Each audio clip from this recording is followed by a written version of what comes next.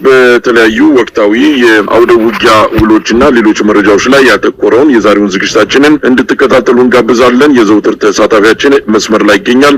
ባለፉት 2 ቀናት ውስጥ በተለያዩ የአማራ ክልል አካባቢዎች የተካሄዱ አውደ ውጊያዎችን መረጃዎችን ያካፍለናል። እንደዚሁም በጠለምት አካባቢ ተጀመረ ስለተባለው ግጭትም ከጀርባው ስላለው አጠቃላይ ሁኔታ ያሉንን መረጃዎች እናካፍላችኋለን። የዘውትር ተሳታፊያችን በጣም አመሰግናለሁ። እንግዲህ የምንጀምረው በአማራ ክልል ስላለው ወቅታዊ ሁኔታ ይሆናል። የአማራ ፋኖ ብሔራዊ ንቅናቄ ከተመሰረተ ወዲህ አውደ ውጊያዎች አልተቋረጡም፣ እየተካሄዱ ይገኛሉ። ከዛ ልቆ የሚሰማው ደግሞ የወታደሮች፣ የሚሊሻዎች፣ የአድማ በታኞች መክዳት እንደሆነ በሰፊው እየተነገረ ይገኛል። እስቲ ወደ አንተ ልምጣና ያሉትን መረጃዎች አካፍለን። መሳይ ሁለቱ ግንባሮች አንድ ድርጅት ከመመስረታቸው በፊት ከፍተኛ የሆነ ዘመቻ አድርጎ ነበረ። ይህን ዘመቻ እየተከላከሉ በአንዳንድ ቦታ ላይ እያጠቁ ድል ሲጎናጸፉ መሰንበታቸውን ተከትሎ በኋላ ደግሞ የአማራ ፋኖ ብሔራዊ ንቅናቄ ከተመሰረተ በኋላ ከዚህ በፊት በሌሊት ጭምር እንቅስቃሴ በማድረግ ጥቃት እየሰነዘረ በተለይ በዋናነት የአማራ ፋኖ አመራሮችን ለመምታት በተለያየ ቦታ ላይ አሰሳ በማድረግ ከፍተኛ ክሳራ እየደረሰበት እየተመለሰ ነበረ። አሁን ግን ተገልብጦ የአማራ ፋኖ ብሔራዊ ንቅናቄ ወይም አፋብን ከተመሰረተ በኋላ በሌሊትም በቀንም በፈለጋቸው ጊዜ የውጊያ ቀጠናዎችን በመክፈት ትልልቅ ምሽጎችን እየደረመሱ እንደሚገኙና በተለይ የአገዛዙ ጦር እጅግ በጣም ሲተማመንበት የነበረው በምዕራብ ወሎ ከፍተኛ የሆነ ቁጥር ያለው የሰራዊት ክምችት በሚገኝበት በመካነ ሰላም ከተማ በተሰራ አስደናቂ ኦፕሬሽን የአማራ ፋኖ ብሔራዊ ንቅናቄ ከፍተኛ ድል ተጎናጽፏል። እንግዲህ የአማራ ፋኖ ብሔራዊ ንቅናቄ ምስራቅ አማራ ቀጠና ሚኒሊክ ዕዝ ንጉስ ሚካኤል አሊኮር በሁለቱ ክፍለ ጦሮች ቅንጅት በሌሊት የኮንክሪት ምሽጉን ሰብሮ የአገዛዙን ጦር ከመካነ ሰላም እንዲወጣ በማድረግና ወታደራዊ ክሳራ እንዲደርስበት በማድረግ ከከተማዋ ወጥተው ወደ ደሴ ከተማ መሸሹን ለማወቅ ተችሏል። እንግዲህ የሸሸው ኃይል የሰሜን ምዕራብ ዕዝ 801ኛ ኮር አካል የሆነው 43ኛ ክፍለ ጦር ከባድ ክሳራ ደርሶበት ወደ ደሴ እንዲሸሽ አድርገውታል። በሌላ አቅጣጫ እንዲሁ በምስራቅ አማራ ቀጠና በተደረገ ውጊያ ከባድ ጉዳት የደረሰበት ደግሞ የ105ኛ ክፍለ ጦር ወደ ደቡብ አማራ ቀጠና ቢሸሽም በመራቤቴ የሰሜን ሸዋ ፋኖዎች በመራቤቴ ቀጠና ከወሎ ሲሸሽ የነበረውን ኃይል በመቀበል የሻምበል መሪውን ጨምሮ በርካታ የአገዛዙን ጦር መደምሰሳቸውንና በዛ አካባቢ አሁኑ ውጊያዎች በአዲስ መልክ ተከታትለው ክሳራ እየደረሰበት እንደሆነና የፋኖ ኃይሎች ደግሞ ድል እየተጎናጸፉ እንደሚገኙ በትናንትናው ዕለት እንደዚሁ በመራቤቴ የአገዛዙ ጦር ከሬማ ከተማ በመነሳት ወደ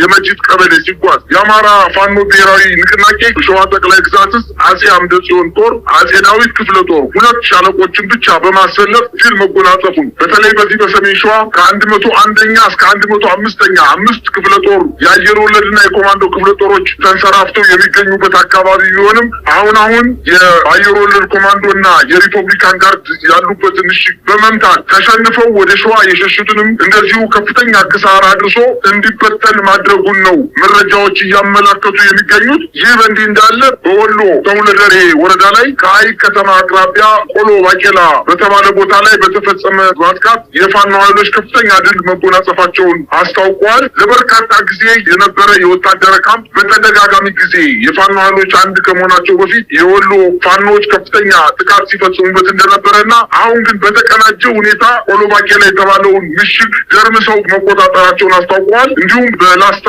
ቀጠና ከላሊበላ በቅርብ ርቀት በሌሊት በተፈጸመ ማጥቃት የአገዛዙ ጦር ሙትና ቁስለኛው ማንሳት ሳይችል ወደኋላ እንዳፈገፈገና የፋኖ ኃይሎችን ለማጥቃት በተለይ በዋናነት የሚኒሊክ ዕዝ በላይ ዘለቀ ዕዝ በጋራ በተሳተፉበት ውጊያ በመጀመሪያ ከላስታ ሹምሻ አየር ማረፊያ ተነስቶ ከ15 ኪሎ ሜትር የፋኖ ኃይሎች ምሽግ የተባለውን ቦታ ለማጥቃት ቢንቀሳቀስም የፋኖ ኃይሎች በ5 አቅጣጫ የመጣውን የአገዛዙ ጦር በመደምሰስ ወደ ሹምሻ አየር ማረፊያ እንዲመለስ ማድረጋቸውን ለማወቅ ተችሏል። ይህ በእንዲህ እንዳለ ትናንትና የ105ኛ ዛሬ ደግሞ የ104ኛ አየር ወለድ ክፍለ ጦሮች የአማራ ፋኖ ብሔራዊ ንቅናቄ ምኒልክ ዕዝ መንዝ ላሎ ምድር ወረዳ ላይ ወገሬ ከተማ ላይ ጥር 19 የሚከበረውን የወይን አምባ ቅዱስ ገብርኤል በዓልን አስመልክቶ የህዝብ መሰባሰብ አለና የፋኖ ኃይሎችም ሊመጡ ይችላሉ በማለት ወደ ወንዝ ላሉ ወረዳ ወገሬ ከተማ ላይ የተንቀሳቀሰው የአገዛዙ ጦር በአፄ አምደ ጽዮን ኮር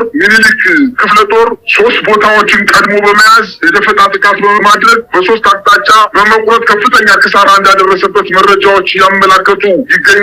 እንዲሁም በትናንትናው ዕለት በማዕከላዊ ጎንደር ምስራቅ እና ምዕራብ ደንቢያ በሚያዋስኑ 2 አቅጣጫዎች በተለይ ከጨዋሂት ከተማ ወደ ጎርጎራ በሚወስደው መንገድ ላይ ወይም አብርጃ ተብሎ በሚጠቀሰው አካባቢ ፈንጂና ሰባቱ አርካ በተባሉ አካባቢዎች ላይ የአማራ ፋኖ ብሔራዊ ንቅናቄ ጥቃት ፈጽሞ ከ50 በላይ የአገዛዙ ጦር ሙትና ቁስለኛ ማድረጉን ተከትሎ የዛን አካባቢ የነበረውን ወታደራዊ ምሽጋቸውን ለቀው ወደ ጎላድባ ከተማ መሸሸት መቻላቸውን ለማወቅ ተችሏል። እንግዲህ የፋኖ ኃይሎች በሌሊት ጥቃት እየፈጸሙ ድሎችን እየተጎናጸፉ ሲሆን ከዚህ በፊት በሌሊት ሲንቀሳቀስ የነበረው የአገዛዙ ጦር አሁን ራሱን እየተከላከለ እንደሚገኝ ለማወቅ ተችሏል። በአማራ ፋኖ ብሔራዊ ንቅናቄ ሰሜን ሸዋ ዞን ሳሲት በተባለ ቦታ ላይ በተፈጸመ ማጥቃት ከ19 በላይ የአገዛዙን ጦር መደምሰስ መቻላቸውን የአፄ አምደ ጽዮን ኮር አስታውቋል። የአገዛዙ አየር ወለድ ጦር ከሰላ ድንጋይና ከጣርማበር ወደ ሳሲት ከተማ ለማጥቃት ቢንቀሳቀስም የአገዛዙን ጦር ቀድሞ መረጃው የደረሳቸው የራምቦ ክፍለ ጦር አጃና ሚካኤል መገንጠያ በተባለ ቦታ ላይ በተፈጸመው ማጥቃት ከ19 በላይ የአገዛዙ ጦር መደምሰስ መቻላቸውን አስታውቋል። የመጣው ጦር ወደ መጣበት እንዲመለስ ማድረጋቸውንና ከዚህ በፊት ይዘውት የነበረውን ወታደራዊ ቀጠናቸውን ማስከበር መቻላቸውን አረጋግጠዋል።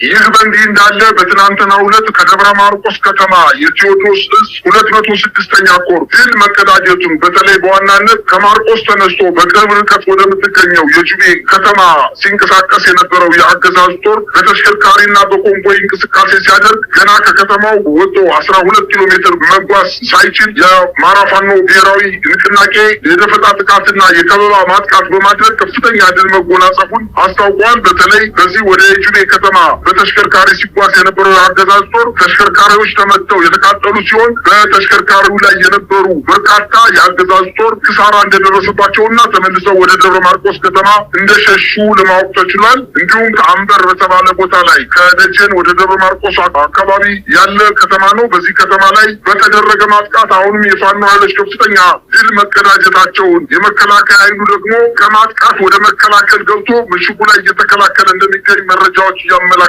ይገኛሉ። በርካታ መረጃዎችን ነው ያካፈልከን። እንግዲህ ባለፉት 2 ቀናት ውስጥ በተለያዩ የአማራ አካባቢዎች የተካሄዱ የህልውና ተጋድሎች አሁን በቀረበልን እንግዲህ ሌሎችም ያልተሸፈኑ አካባቢዎች እንዳሉ ገምታለሁ። የደረሰውን ኪሳራ በአጠቃላይ አገዛዙ ከፍተኛ ወታደራዊ ኪሳራ እንደደረሰበት በቀላሉ መገመት የሚቻል ይመስለኛል። እንግዲህ ሰሞኑን እየደረሰበት ካለው ሽንፈት የአማራ ፋኖ ብሔራዊ ንቅናቄ መመስረቱንም ተያይዞ የአገዛዙ ሰዎች ስብሰባ ተቀምጠው ነበር። ወታደራዊ ሹማምንቶቹም ያለው ሁኔታ አስፈርቷቸዋል። በተለይ የሚሊሻ አድማ በታኝና የመከላከያ ሰራዊት አባላት ከምድብ ቦታቸው እየሸሹ መሆናቸው ከፍተኛ ስጋት ውስጥ እንደከተታቸው ነው የሚነገረውና